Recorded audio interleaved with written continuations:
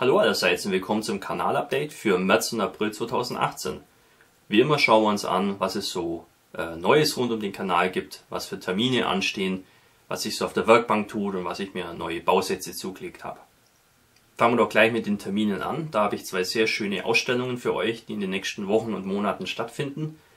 Die erste ist die Herzog von Bayern Figurenausstellung in Ingolstadt im Bayerischen Armeemuseum. Die findet statt vom 13. bis 15. April.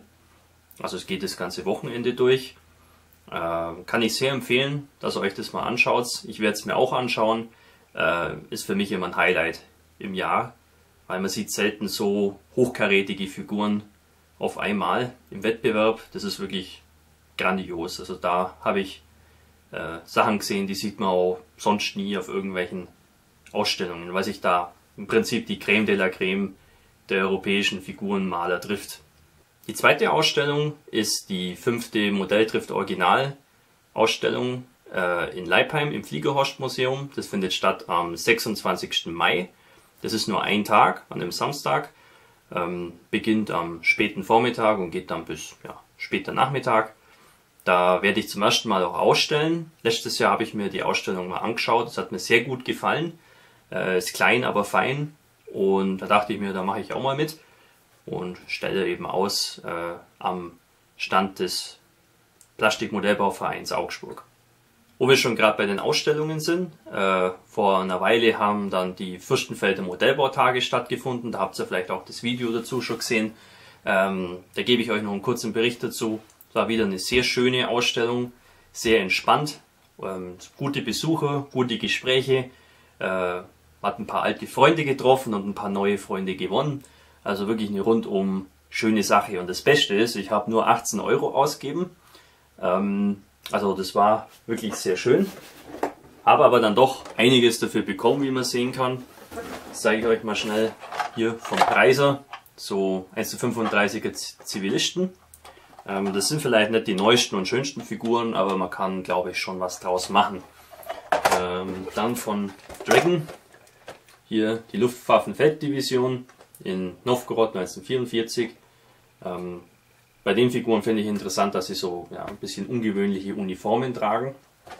Dann gab es hier noch von Dragon die Afrika-Korps Infanterie. Den Bausatz habe ich schon auch letztens erst vorgestellt. Aber er war noch mal zu haben, also warum nicht? Und für mich eigentlich das Highlight hier von Revell. In 1:72 die FW 200 Condor. Für einen Zehner, 10 €, kann man wirklich nichts sagen. Wollte ich auch schon länger mal bauen und da war die Gelegenheit wirklich sehr günstig für mich. Deswegen muss ich da einfach zuschlagen. Ende Februar habe ich dann noch einen Kurzurlaub in England gemacht für ein langes Wochenende. Das war ein Ausflug zusammen mit meinen alten Schulfreunden. Deswegen habe ich das vorher auch nicht weiter angekündigt, weil ich sozusagen eingespannt war. Es war sehr interessant. Wir waren in Birmingham und auch in der Umgebung, zum Beispiel auch in Cosford im RAF-Museum. Da habe ich auch ein Video dazu gemacht. Wir waren auch in Oxford und in Coventry. Das war alles sehr interessant und auch mal was anderes. Ich war ja vorher noch nie in England. War also mal eine schöne Erfahrung und was anderes. Und ich habe auch vor, mal wieder dorthin zu fahren irgendwann. Also vielleicht sieht man sich mal. Dann habe ich noch ein paar schöne Neuigkeiten zum Kanal selber zu verkünden. Und zwar hat der Kanal neulich die 25.000 Abonnentenmarke überschritten. Das freut mich wirklich sehr, dass mein Kanal nach wie vor sehr schön wächst und auch neue Leute anzieht, die hier gern was anschauen wollen. Ein größeres Lob kann ich mir eigentlich nicht vorstellen. Also vielen Dank an euch und ich hoffe, ich kann auch weiterhin in Zukunft viel Interessantes für euch bieten. Der nächste Meilenstein, der dann ansteht, sind die 10 Millionen Aufrufe. Da bin ich nicht mehr weit davon weg. Ich schätze mal so 2-3 Wochen wird es noch dauern. Da weiß ich nicht genau, ob ich da ein Video-Special dazu mache oder nicht. Das wird sich dann ergeben. Trotzdem schon mal im Voraus vielen Dank dafür. 10 Millionen Aufrufe, das ist wirklich eine Hausnummer. Das ist wirklich toll, dass die Leute so viel bei mir anschauen und auch kommentieren und auch ausprobieren, was ich zeige. Das ist wirklich eine tolle Sache. Vor einer Weile hat mich dann noch ein kleines Geschenk erreicht vom Tactical Jackalope, wieder einmal. Und zwar von Svesta die Bf 109 G6 in 1:48. Das ist ein recht neuer Bausatz. Wunderschön, mir hat auch schon die F-Variante sehr gut gefallen, die ich mal vor ein paar Jahren gebaut habe. Und der Bausatz hier gibt sich sehr ähnlich, sehr detailliert, sehr einfach zu bauen. Also ja, rundum eine attraktive Sache. Den möchte ich auch demnächst mal vorstellen auf dem Kanal. Weil ich finde, der Bausatz ist wirklich ein Blick wert.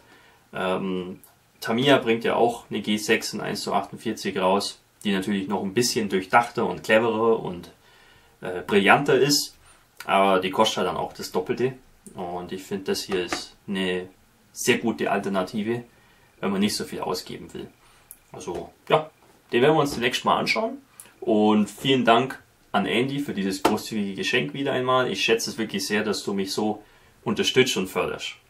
Gut, dann schauen wir uns mal an, was sich so auf der Werkbank tut. Hier von Hobbyboss 1935 der Schneider CA Panzer. Da mache ich ja schon seit einer Weile eine Bauberichtsserie drüber. Bin jetzt auch wieder dazu gekommen, da weiterzumachen. Das Modell hat jetzt seine Tarnlackierung erhalten.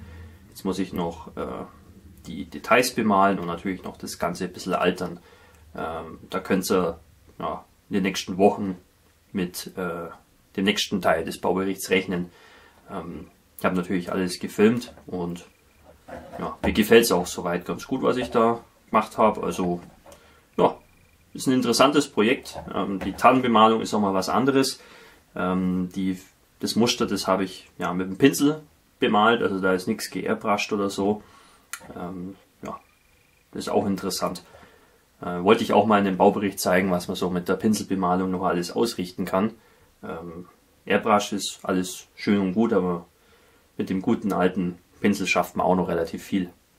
Was ihr hier seht, ist ein Bausatz, den habe ich nur aus Neugierde angefangen zu bauen. Das ist von Flyhawk, der 1:72er Panzer II-L. Der hat wunderbare Details, Haufen Fototeile dabei. Den Bausatz habe ich auch vor einer Weile schon mal vorgestellt. Wenn ihr wollt, könnt ihr euch das mal noch anschauen. Wirklich beeindruckend. Und das Überraschendste war eigentlich, dass er sich sehr einfach bauen lässt, obwohl es doch recht komplex ist, das Ganze. Aber es passt alles perfekt zusammen. Wirklich überhaupt keine Probleme gehabt. Wirklich ein kleiner, beeindruckender Bausatz. Ich kenne Modelle in größeren Maßstäben, die deutlich schlechtere Details aufweisen, wie das Teil hier. Also da muss ich sagen, nicht von schlechten Eltern. Natürlich bekommt der kleine Panzer auch ein Diorama. Das ist hier einfach bloß ein Holzklotz, den ich mit ein bisschen Modelliermasse überzogen habe. Und dann habe ich noch ein paar kleine Zweige eingeklebt. Und das soll einfach so ein Waldrand darstellen, irgendwo in der Ukraine im Winter 43, 44. Da habe ich mir auch passende Figuren schon besorgt von Mantis. Die sind sehr schön detailliert und passen da gut dazu.